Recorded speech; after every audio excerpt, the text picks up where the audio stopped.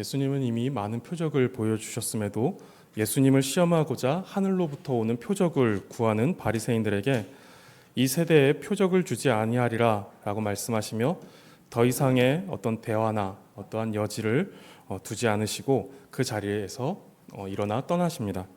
그렇게 예수님과 제자들은 그곳을 떠나 다시 배에 올라 건너편으로 떠납니다. 22절, 오늘 본문이 아닌데 22절을 보시면 예수님과 제자들이 향한 곳은 벳세다입니다. 그리고 오늘 본문은 달마누다, 즉 막달라에서 벳세다로 향하는 배 안에서 있었던 일입니다. 지금 이 빨간 화살표가 가는 도중에 있었던 일이다라는 것이죠. 예수님과 제자들은 배에 올라서 이제 떠났습니다. 그리고 얼마나 갔을지 모르겠지만 제자들에게 무언가 문제가 생긴 것처럼 보입니다. 14절을 보시면 제자들이 떡 가져오기를 잊었음에 배에 떡 한 개밖에 그들에게 없더라 라고 마가가 이 배 위에서 배 안에서의 어떤 상황을 말해줍니다. 아마도 예수님께서 시험하는 바리새인과 논쟁을 피하여 급히 떠나셨을 것으로 보이는데 그러다 보니 미처 떡을 챙길 정신이 없었던 것으로 보입니다. 그렇게 정신없이 배에 올랐는데 가다가 생각해 보니까 떡을 챙기지 못한 것이 이제 생각나게 된 것이죠. 마가가 이 배 위의 상황, 이러한 상황들을 기록할 때 이제 어떤 생각을 했을까요? 무엇을 기대했을까요? 이것을 읽는 독자들에게 무엇을 생각나게, 어떤 것을 생각하게 하려고 했을까요?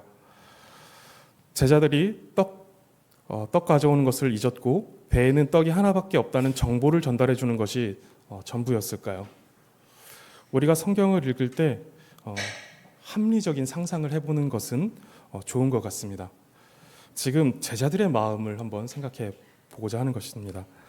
배 안의 분위기는 어땠을까요? 누군가는 자책을 했을지도 모릅니다. 내가 왜 떡을 안 챙겼지? 그리고 또 누군가는 남 탓을 했을지도 모릅니다. 너 그거 왜 안 챙겼냐? 이렇게. 또 누군가는 어떻게 되겠지라고 하면서 그 상황을 방관하기도 했을지 모르고 또 어떤 이들은 다른 해결책을 생각하고 있었을지도 모릅니다. 이걸 어떻게든 해결해 보자라고 하면서 생각을 하고 있었을지도 모르죠. 이렇게 이들은 수군거렸다라고 나오는데 이 수군거렸다라는 것은 이제 개역 한글에서는 의논하다라고 이렇게 되어 있습니다. 그리고 실제 이제 이 원어의 뜻도 이제 의논하다라는 의미를 가지고 있는데 그 의논하다라는 의미에 이제 또 계속 진행 중이라는 상태의 의미가 더해집니다. 원어에서는 그렇습니다. 그래서 계속해서 떡이 하나밖에 없다라는 이 문제에 빠져서 이것에 대해서 계속해서 헛된 의논을 제자들 간에 하고 있었다라는 것입니다. 그런데 이때 15절을 보시면 예수께서 경고하여 이르시되 삼가 바리새인의 누룩과 헤롯의 누룩을 주의하라 하시니라고 말씀하십니다. 14절과 15절은 이 배 위의 상황을 지금 보여주고 있는 것입니다.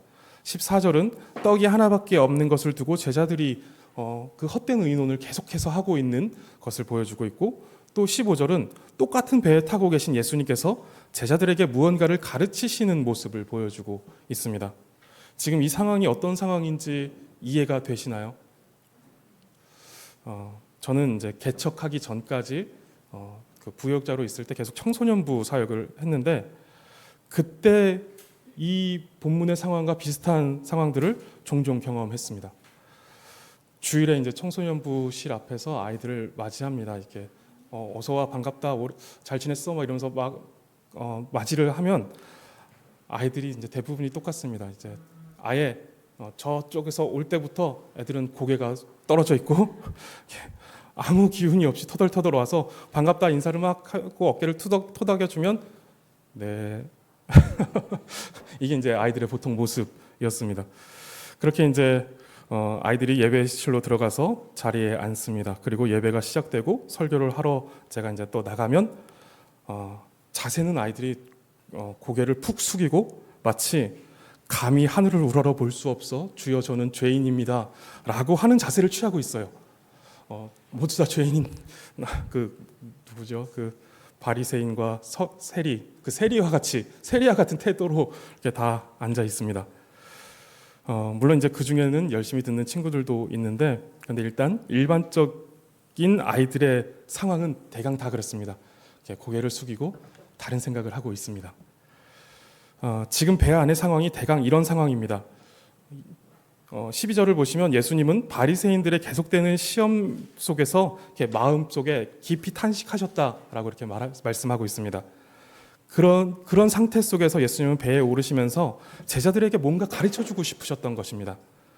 그래서 삼가 바리새인의 누룩과 헤롯의 누룩을 주의하라라고 하는 이 말씀을 전하고 계시는데 제자들은 이렇게 속으로 다른 생각을 하고 있는 거죠.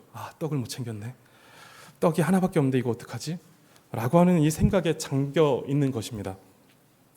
거기에 예수님께서 누룩이라고 하는 표현을 사용하시니까 16절을 보시면 이제 이렇게 생각하는 것이죠. 그들의 생각에 예수님께서 우리에게 떡이 없는 것을 아시고 떡에 대해서 말씀하시는가 보다라고 하면서 또 이제 수군거리는 것입니다.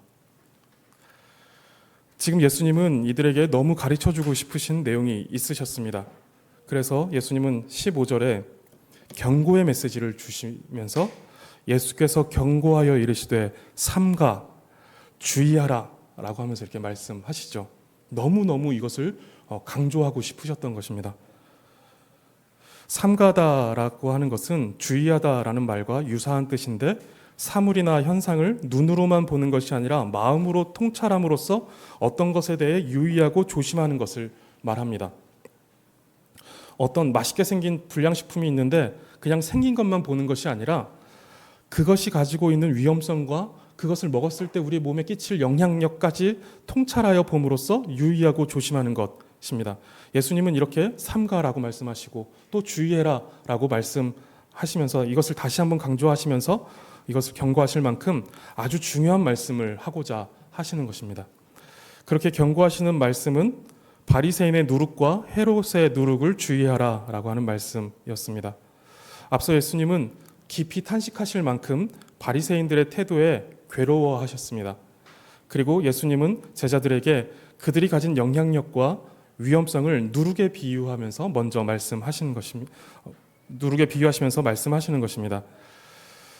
누룩은 이스트라고 하는데 요리에 별로 관심이 없어서 빵 만드는 것에도 관심이 없어서 그래서 잘 모르지만 빵을 만들 때 그 빵을 부풀려주는 재료로서 이 이스트를 집어넣는다라고 합니다. 성경에서 이 누룩이라는 단어는 대부분 죄와 관련하여 부정적으로 사용됩니다. 고린도전서 5장 6절에서 너희가 자랑하는 것이 옳지 아니하도다 적은 누룩이 온 덩어리에 퍼지는 것을 알지 못하느냐라고 말씀합니다. 바울이 죄의 위험성을 누룩에 빗대어서 설명하고 있는 것이죠. 고린도 교회에게 그것을 이야기하고 있는 것이죠. 너희가 가진 것들, 너희의 어떤 은사나 너희의 지혜를 이렇게 자랑하는 것이 옳지 않다. 그 교만이 너희 안에 틈타서 그것이 너희 온 교회 안에 퍼지는 것, 이것을 너희는 알지 못하느냐, 주의해라라고 말씀하고 있는 것이죠. 빵에 들어간 작은 누룩이 그 빵을 부풀리는 것처럼 작은 죄악이 우리 속에 들어오면 그 죄의 영향력이 마구 퍼져나갈 것이다 라는 것을 말씀하고 있는 것입니다. 그래서 예수님은 바리새인과 헤롯이 가진 그 악한 영향력이 침투하지 않도록 주의하라라고 이렇게 말씀하고자 하신 것입니다. 바리새인들은 종교 지도자였고 헤롯은 당시 로마가 세운 그 분봉왕이었습니다. 정치 지도자였다라는 것이죠. 여기서 헤롯은 그의 영향력 아래에서 그를 따르는 헤롯 땅까지도 포함하여 생각하는 것도 가능할 것 같습니다. 어찌되었든 이 두 부류는 바리새인들과 헤롯 땅은 당시 유대 사회에서 막강한 영향력을 가지고 있었던 사람들이었습니다. 그런데 그런 영향력을 거머쥔 이들이 부패해 있었고 무엇보다 진리이신 예수님을 거부하고 있었습니다. 바리새인은 율법 해석과 준수에 집착하여 메시아로 오신 예수님을 알아보지 못하고 오히려 예수님을 배척하였습니다. 이들은 위선과 자기 기만으로 자기만 아니라 다른 사람들까지도 넘어지게 하는 그런 사람들이었던 것이죠. 또한 헤롯은 로마의 권력을 힘입고 세워진 분봉왕이었습니다. 그는 유대인이 아니었고 오직 자신의 출세와 성공을 위해 살아가는 인물이었습니다. 헤롯 땅 역시 민족의 고통과 회복에는 별로 관심이 없고 지금 당장 자신들의 성공과 안녕에만 관심이 있었던 사람들입니다. 그래서 민족 누가 얼마나 고통을 받든 나라가 어떻게 되든 자기들만 일단 배부르고 자기들만 어떤 평안하면 된다라고 하는 생각을 가졌던 사람들이었던 것이죠. 예수님은 이런 자들이 가진 죄의 성질이 제자들에게도 있음을 아셨고 제자들 역시 이것을 주의하지 않으면 언제든지 그들 안에 그 죄악된 성질이 퍼져나가서 위선적이어질 수 있고 또 세속적이어지고 탐욕적이어질 수 있기 때문에 이것을 주의를 주시고자 하신 것이죠. 성도님들, 우리 속에 있는 작은 죄악의 씨앗이 누룩처럼 퍼져나가는 성질이 있다는 것을 기억하시고 주의하시기를 바랍니다. 앞서 보았던 고린도 교회는 많은 지혜와 은사를 받은 교회였습니다. 많은 지혜가 있었고 또 많은 은사들이 그 교회 안에 있어서 그들이 그것을 기쁘게 또 활용하였고 또 그것을 자랑하였습니다. 하나님께서 그들에게 아주 많은 선물을 주셨던 것이죠. 그런데 그 교회는 심각한 문제들이 몇 가지가 있었는데 바울파, 아볼로파, 베드로파라고 하는 이 파벌을 만드는 일들이 그 공동체 안에서 있었고 또 그들이 음행을 저지르기도 했으며 지혜와 은사에 대해서 그것을 이제 하나님께서 주신 것이다라고 생각하여 겸손하게 교회와 이웃들을 위해서 사용했어야 하는 것인데 그렇지 못하고 그것이 이제 내 것이다라고 생각했던 거겠죠. 그러면서 이제 교만하게 자랑하며 다투는 일들도 있었습니다. 바울은 이러한 상태 속에 있는 교회에게 적은 누룩을 주의하라, 작은 그 누룩을 주의하라라고 경고하였습니다. 많은 은사와 지혜가 있지만 싹트는 교만과 음욕 그리고 죄악들이 그들 속에서 누룩처럼 퍼져나가며 그들을 무너뜨리고 있었던 것을 바울이 보았던 것이죠. 작은 죄악의 씨앗을 가볍게 보아서는 안 됩니다.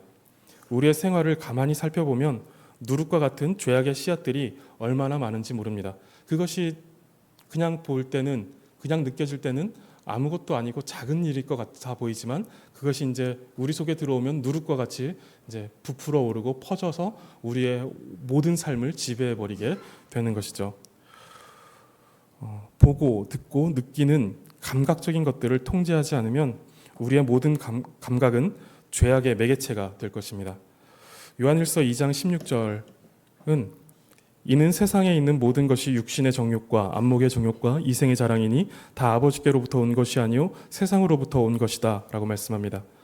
육신의 정욕은 우리가 육신을 가지고 있는 동안 가지는 그 감각과 관련된 것으로 왜곡된 욕구, 욕망 그리고 쾌락 등을 자기 만족을 추구하는 것에 사용하는 것, 그것을 통해서 자기 만족을 추구하는 것을 가리킵니다. 아주 많은 죄악이 여기서 시작이 되고 또 그것으로 인해서 우리를 죄에 사로잡힌 노예로 만들어 버립니다. 그리고 안목의 정욕은 우리가 보는 것, 눈을 통해서 가지게 되는 욕망을 말하는데 외부에 있는 것을 보면서 그것으로 유혹을 받아 사람이나 사물에 대하여 이기적이고 그릇된 욕망에 사로잡히는 것을 말합니다. 우리가 견물생심이라는 말을 사용하는데 이 말이 오랜 세월 그 사회 속에서 괜히 만들어지고 지금까지 사용되고 있는 것이 아닙니다. 우리가 오래된 것들에 대해서는 우리가 그것에 대한 가치를 생각해 볼 필요가 있는데 이 말에도 그런 가치가 있는 것이죠. 견물생심이라는 말이 괜히 생겨난 것이 아니다라는 것입니다. 시간 속에서 사람들의 이러한 죄성이 수없이 확인됐겠죠. 수없이 확인되면서 고스란히 말과 문자에 담겨지게 되는 것입니다. 그리고 이생의 자랑에 대해서는 어거스틴이 이렇게 말합니다. 사람들이 자신을 두려워하고 사랑해 주기를 바라는 욕구. 사람들이 자신을 두려워하고 자신을 사랑해 주기를 바라는 욕구. 이것을 이제 어거스틴은 이생의 자랑이다라고 말했습니다. 즉 칭찬, 인정, 허영, 정복의 욕망을 가리키는 것이죠. 누군가보다 더 높아지고자 하고 더 많은 칭찬으로 인정받으며 섬기기보다 섬김을 받는 자리에 서고 싶은 욕구가 우리 속에 다 있다라는 것입니다. 사도 요한은 이 육신의 정욕 그리고 안목의 정욕, 이생의 자랑이 다 세상으로부터 온 것이다 라고 말씀합니다. 우리가 세상 속에서 살아가면서 하나님만을 온전히 사랑하지 못하고 세상의 마음을 주거나 세상을 사랑하게 될 때 우리는 세상으로부터 오는 육신의 정욕과 안목의 정욕과 이생의 자랑에 의해서 넘어질 수밖에 없습니다. 우리가 가까이 있는 사람을 닮아가듯이 세상을 가까이 하면 세상을 닮아갈 수밖에 없는 것이죠. 세상이 추구하는 가치와 그들이 생각하는 방식, 그들이 살아가는 삶의 원리에 영향을 받을 수밖에 없습니다. 여기서 정신을 차리고 이 누룩과 같이 퍼지는 죄악된 생각을 끊어내지 못하면 그 죄악된 생각은 점차 우리를 사로잡아 지배하게 될 것입니다. 작은 생각, 작은 욕구, 그리고 가볍게 우리의 시선을 빼앗는 것들을 살피고 그것들이 우리 속에 퍼져나가지 않도록, 그것들이 우리를 지배하지 못하도록 늘 경계해야 할 것입니다.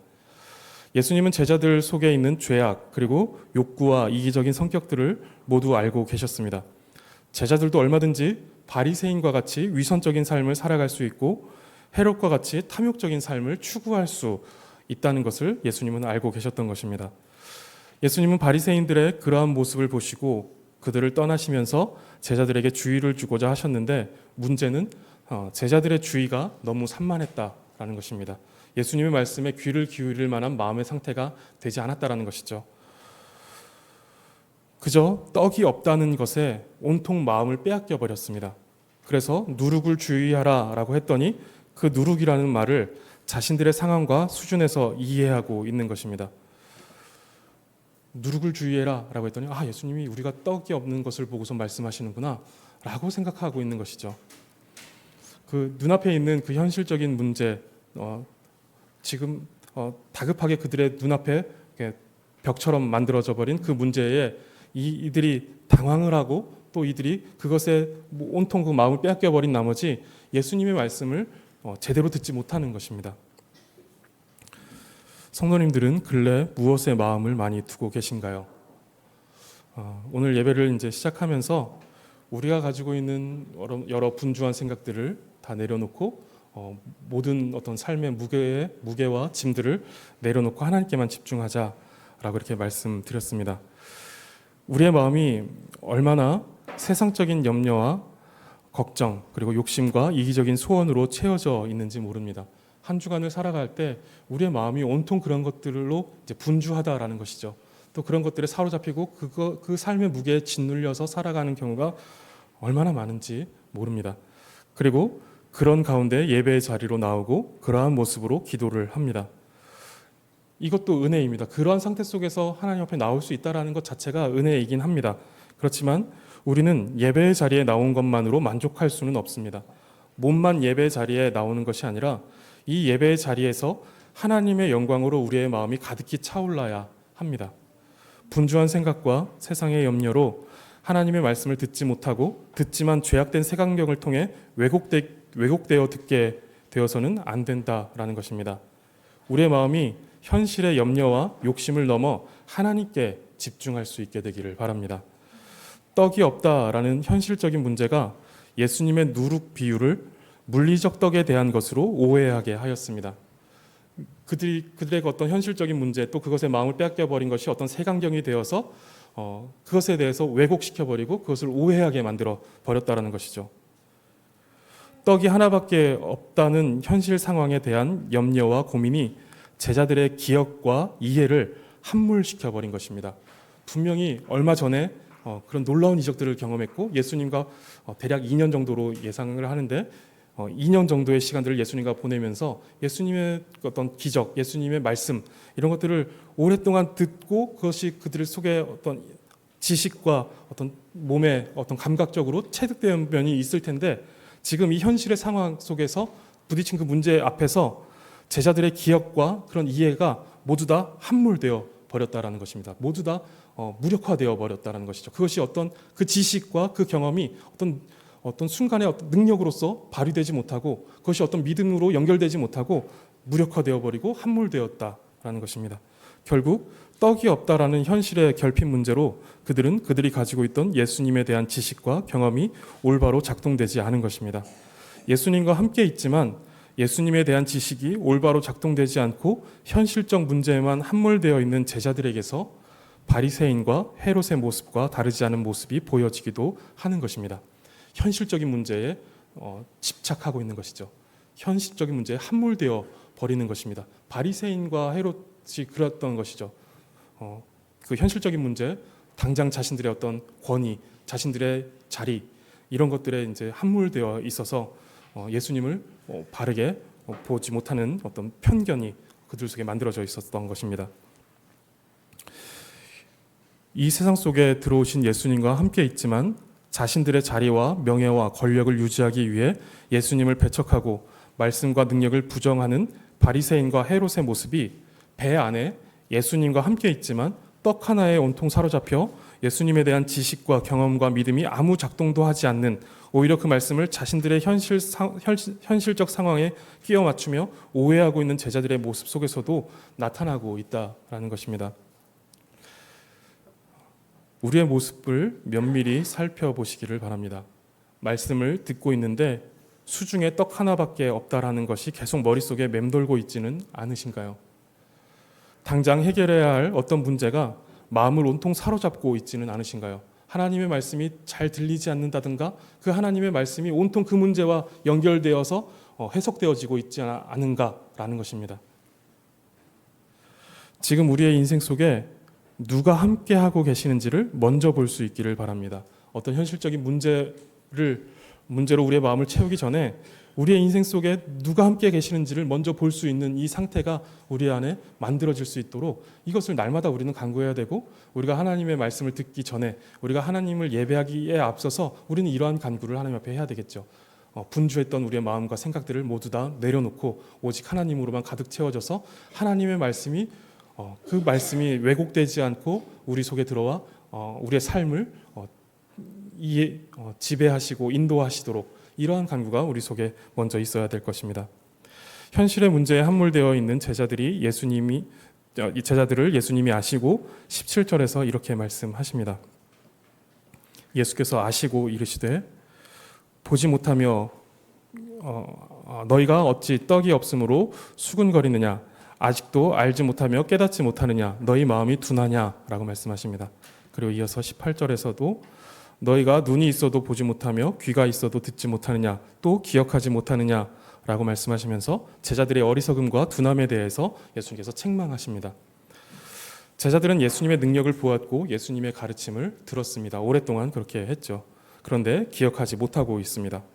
그러나 이때 예수님은 제자들을 책망하시는 것으로 끝내지 않으시고 그들이 기억을 더듬어 예수님이 어떤 분이시고 또 지금 그들이 주목해야 하는 사실이 무엇인지에 대해서 알려주십니다.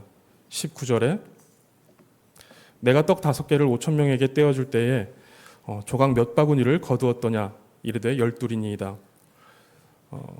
그 오병이어의 사건이 있었을 때 그 남은 떡 조각을 바구니에 담았던 이들이 제자들이었죠. 이 경험에 대해서 지금 예수님은 그들에게 떠오르게 하시는 것입니다.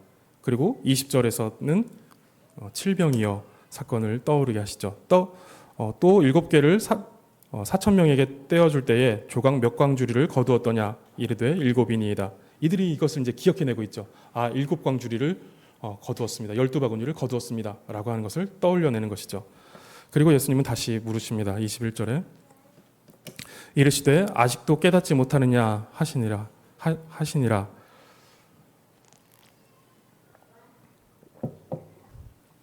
마가는 이렇게 아직도 깨닫지 못하느냐라는 이 질문으로 이 사건의 기록을 마무리합니다. 그런데 마태는 결국은 제자들이 깨달았다. 예수님께서 말씀하시는 누룩은 그 바리새인과 헤롯의 그런 어떤 위험한 상태, 영향력, 이것을 말씀하시는 거구나라는 것을 깨달았다라는 것까지 기록하고 마무리를 합니다. 근데 왜 마가는 예수님의 질문으로 끝을 냈을까라는 생각을 해보게 됩니다. 분명히 제자들이 그것을 깨달았는데, 예수님의 말씀을 깨달았는데 왜 그 깨달았다라는 것까지 말하고 있지 않고 이 질문으로 끝냈냐라는 것입니다. 제자들이 깨닫는 일이 물론 중요한 일이었겠지만 마가는 제자들에 대한 예수님의 관심을 강조하고 싶었던 것은 아닐까라는 생각을 해봅니다.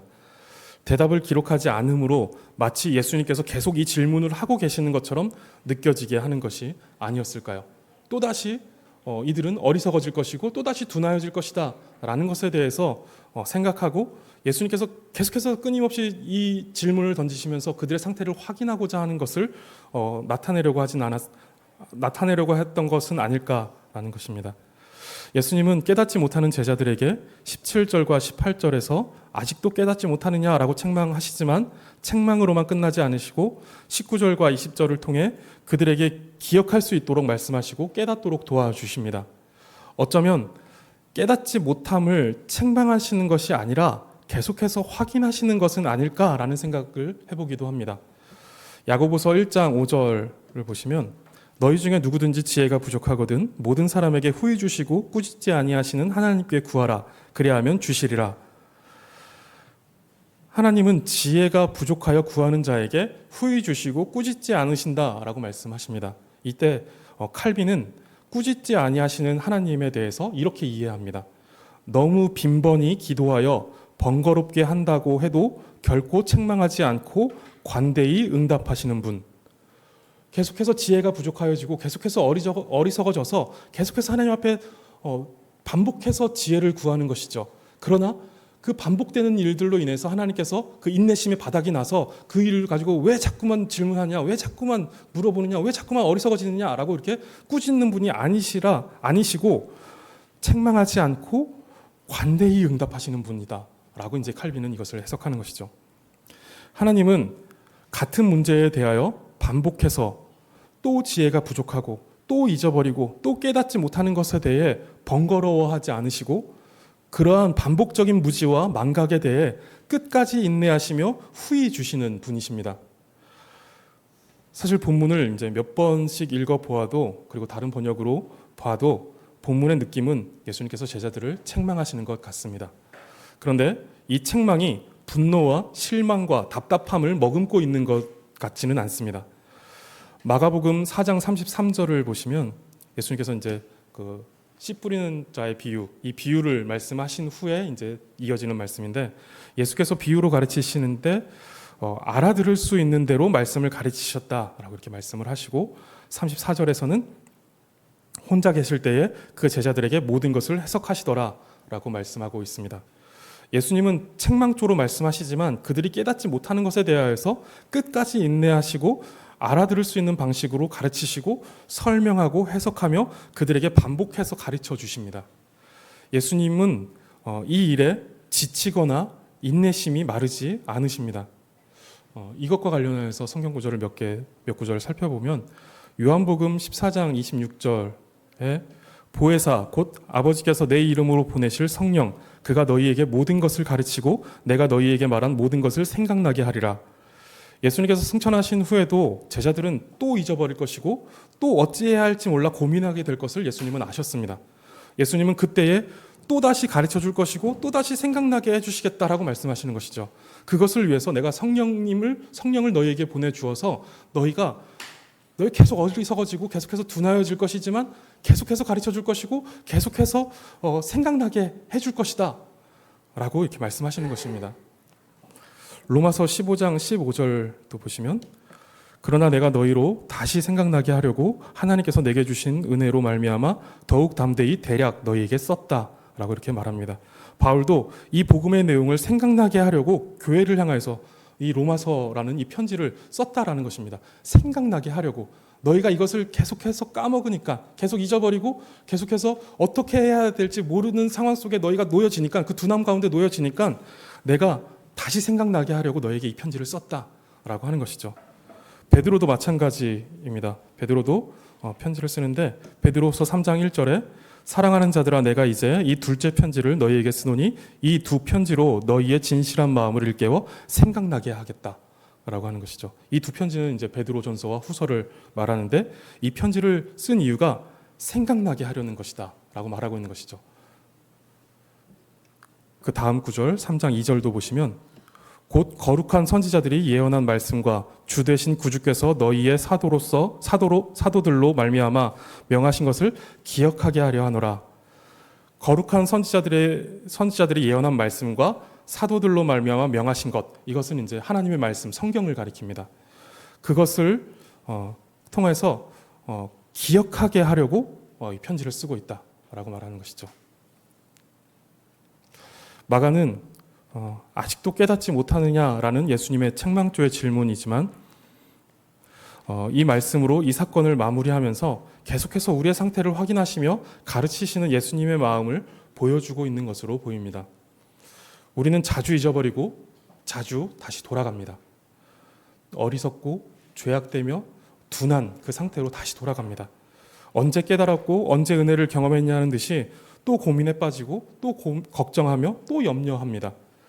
우리는 커다란 현실의 벽을 눈앞에 마주하면 그 현실의 벽보다 훨씬 더 크신 하나님의 손 안에 내가 있다라는 것을 잊어버립니다.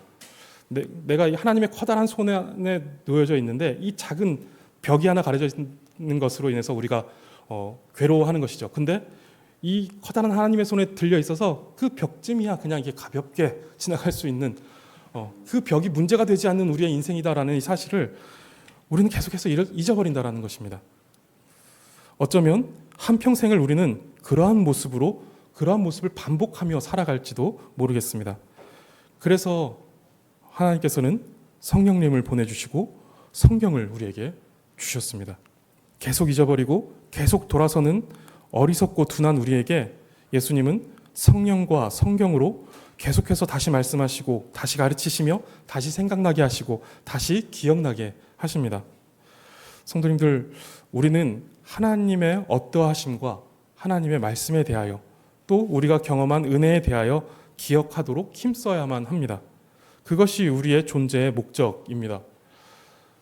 우리의 가장 영광스러운 삶의 모습은 우리의 창조주이신 아버지 하나님 아버지가 어떤 분인지를 아는 것이고 또 그 말씀과 베푸신 은혜를 기억하며 찬양하는 것, 이것이 이제 우리의 삶의 목적이죠. 그리고 이것이 예배입니다.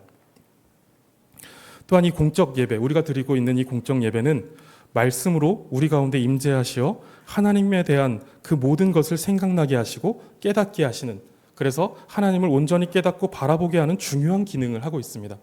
우리가 이전에 예배 모범을 살피면서 이 예배의 모든 순서들이 온통 말씀으로 채워져 있다라고 하는 것을 우리가 보았죠. 계속해서 하나님이 우리에게 말씀하십니다.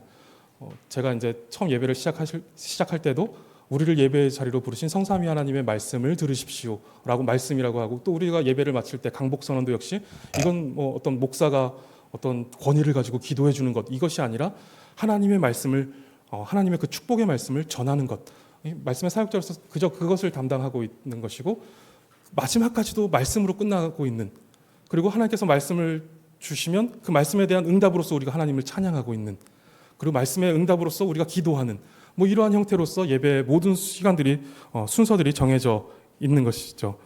그래서 이 예배를 통하여서 우리는 하나님을 생각하고 또 하나님에 대해서 깨닫고 또 그 하나님을 바라보게 하는 이런 말씀의 기능들이 예배 속에서 있다라는 것입니다. 성도님들, 하나님을 기억하는 일에 힘쓰시기 바랍니다. 하나님께서는 이미 우리의 어리석음과 둔한 마음의 상태를 아시고 성령님을 우리에게 보내주시고 우리 손에 성경을 주셨고 또 교회를 통해 말씀을 주고 계십니다. 오늘도 우리에게 말씀을 주시며 생각나게 하시는 줄 압니다. 하나님의 하나님 되심을 기억하고 그 하나님께서 우리와 함께 하시는 줄 생각하시며 떡 하나밖에 없는 인생일지라도 그것에 마음을 뺏기지 않으시기를 바랍니다. 그리고 전능하신 창조주를 온전히 바라보며 풍성한 삶을 살아가시는 성도님들 다 되시기를 바라겠습니다. 기도하겠습니다. 하나님, 우리 인생의 항해에 떡 하나밖에 없음으로 인해 마땅히 하나님으로 가득히 차올라야 하는 우리의 마음이 염려와 고민에 함몰되지 않게 도와주시옵소서. 성령과 말씀으로 우리에게 하나님이 누구시고 우리를 위하여 무엇을 행하셨는지 생각하고 기억하게 하여 주사 날마다 합당한 찬양을 하나님 앞에 올려드리는 성도의 삶이 되게 하여 주시옵소서.